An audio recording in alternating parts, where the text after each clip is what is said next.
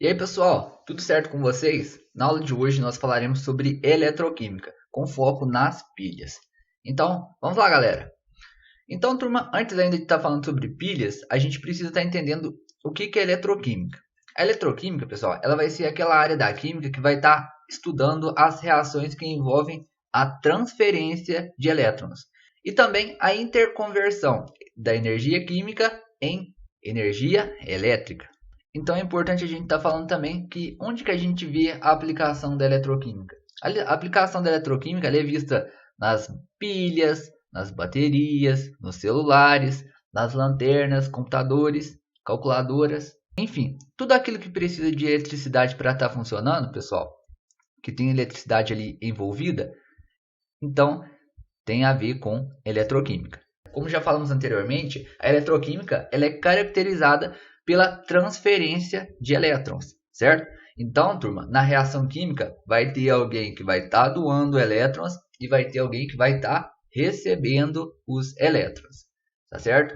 E para explicar melhor esses processos, pessoal, de quem está doando e quem está recebendo os elétrons, a gente precisa estar entendendo dois processos: oxidação e redução. Então, turma, primeiramente nós vamos estar falando sobre a oxidação. A oxidação, pessoal, é aquele processo caracterizado pela perda de elétrons, certo? E no caso da oxidação, pessoal, aquele elemento que provoca a oxidação, ele é denominado de agente oxidante, beleza? Depois, redução. A redução, pessoal, ela é caracterizada pelo ganho de elétrons. E aquele elemento que está promovendo a redução, ele é denominado agente redutor. Então, galera, na eletroquímica a gente fala que existem reações de oxirredução. O que são essas reações de oxirredução? São reações onde ocorrem simultaneamente a oxidação e a redução. Agora, pessoal, falamos sobre as pilhas. O que são as pilhas? As pilhas elas vão ser dispositivos que são capazes de produzir corrente elétrica, ou seja, energia elétrica, através de reações de oxidação e redução de componentes metálicos existentes ali na estrutura, certo? A gente pode ainda caracterizar uma pilha, turma, como sendo um equipamento que consegue transformar a energia química em energia elétrica. As pilhas, pessoal, elas apresentam três componentes importantes: o ânodo, o cátodo e também o condutor de elétrons. Vamos ver então o que é cada um? O que é o ânodo? O ânodo, pessoal, é o polo da pilha que vai estar sofrendo a oxidação. Então, oxidação a gente sabe que é dar elétrons. Então, alguém está perdendo elétrons, certo? E no cátodo? No cátodo, turma, é aquele polo da pilha que vai estar sofrendo a redução.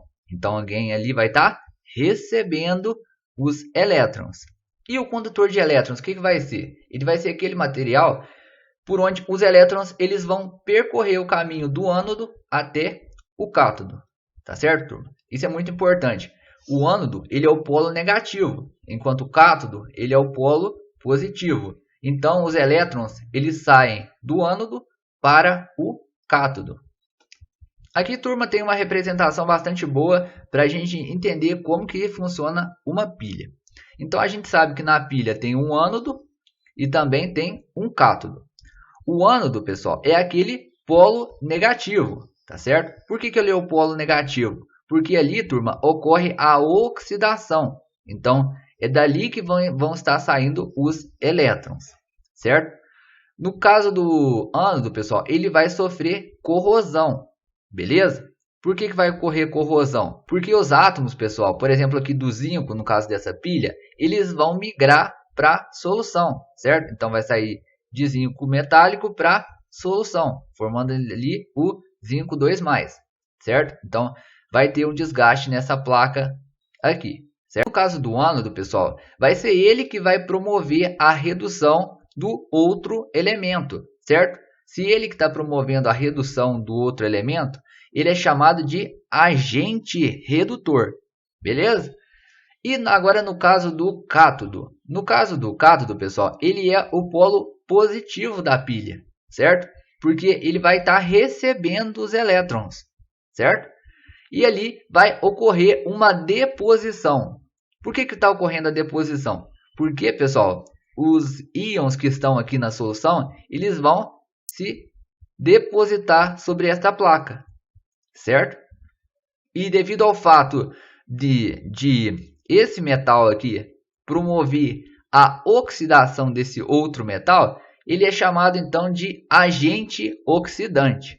Vocês estão vendo, pessoal, que aqui tem uma ponte salina? Para que serve essa ponte salina? Essa ponte salina, pessoal, ela vai fazer o balanço de cargas, tá certo? Porque com o passar do tempo vai ter um aumento na concentração de cargas positivas aqui nesse polo da pilha. E aqui vai ter uma diminuição dessas cargas positivas, certo? Então a ponte salina, ela vai, quando tiver aqui aumentando a concentração de cargas positivas, ela vai estar liberando íons negativos aqui para a solução. E aqui vai estar liberando íons positivos, certo? Para estar fazendo esse balanço de cargas. Porque se não fizer esse balanço, turma, a pilha ela para de funcionar, tá certo?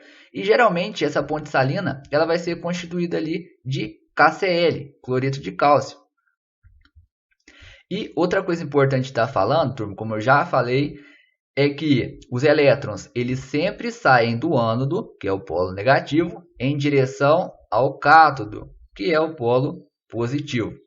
E a gente pode estar representando de maneira genérica, pessoal, uma pilha da seguinte maneira. Aqui a gente representa o ânodo, certo? A gente coloca ali o processo que está ocorrendo no ânodo, que a gente sabe que é a oxidação, certo?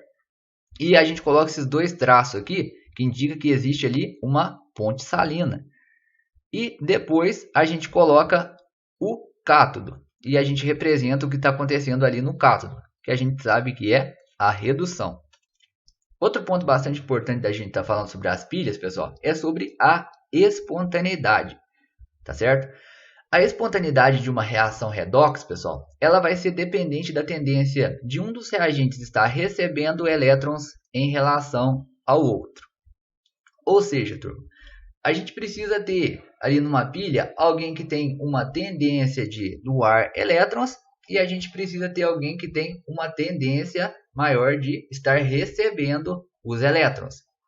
Por que isso? Se a gente tiver dois componentes, pessoal, que tem uma tendência de receber elétrons, então a nossa pilha ela não vai ter ali uma espontaneidade boa, tá certo? Ou ela nem vai ter essa espontaneidade. Então os elétrons eles não vão nem conseguir fluir ali através do circuito.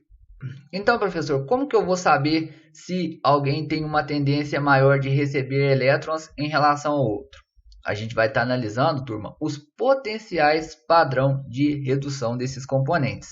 Então é importante a gente estar falando que o potencial de uma semi-reação ele é utilizado para estar medindo a tendência das substâncias estarem sendo oxidadas ou reduzidas. Quando a gente está analisando a tendência das substâncias estarem sendo oxidadas, então a gente fala em potencial padrão de oxidação.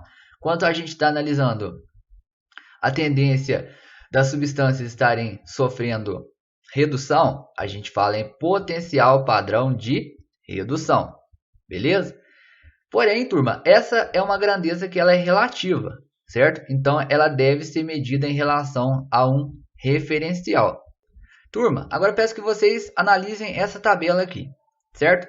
Aqui apresenta diferentes valores de potenciais de redução. Aqui está o estado reduzido das substâncias e aqui o estado oxidado dessas mesmas substâncias, certo? Como que foi determinado esses valores aqui? Todos esses valores eles foram determinados através da relação dos eletrodos dessas substâncias aqui com o eletrodo padrão de hidrogênio, beleza? E outra coisa importante de estar falando, como que eu consigo relacionar o potencial de redução com a tendência de alguém doar ou receber os elétrons? Isso é uma pergunta bastante simples de estar respondendo.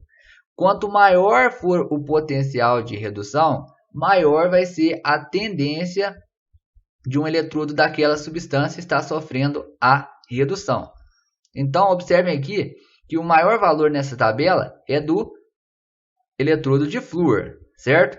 Então, o flúor, ele é a substância que tem a maior tendência de estar sofrendo a redução, certo?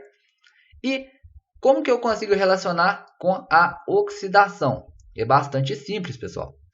Se o flúor ele tem a maior tendência de estar sofrendo a redução, porque tem o maior valor de potencial de redução, consequentemente, aquelas substâncias que apresentam os menores potenciais de redução vão ser as que apresentam a maior tendência, então, de estar sofrendo a oxidação. Beleza? Então, por exemplo, aqui o lítio. O lítio é a substância nessa tabela aqui que tem a maior tendência de estar sofrendo oxidação, ou seja, estar dando elétrons. Então, turma, essas substâncias aqui são as substâncias que têm a maior tendência de estarem recebendo elétrons, enquanto essas outras substâncias aqui são as substâncias que têm a maior facilidade de estarem doando os elétrons. A espontaneidade da pilha, turma, ela está relacionada diretamente à DDP da pilha. O que é a DDP? A DDP, turma, é a diferença de potencial da pilha. Quanto maior é a diferença de potencial da pilha, melhor é a pilha, certo? Com mais facilidade os elétrons transitam do ânodo para o cátodo, certo? Como que eu calculo a diferença de potencial de uma pilha? A gente vai estar calculando essa variação de potencial da seguinte maneira. A gente escreve ΔE, que significa variação de potencial, e subtrai o maior valor do potencial de redução do menor, certo? Então, a gente sempre subtrai o maior potencial de redução do menor. Quanto maior for esse valor de ΔE, melhor vai ser a pilha. Agora é com vocês, pessoal. Peço que vocês façam os exercícios da semana 4 do PET Complementar Volume 1. E se ficou com alguma dúvida, não deixe de tirar essas dúvidas lá pelo WhatsApp. Tá joia? Bons estudos a todos. Até a próxima então e valeu!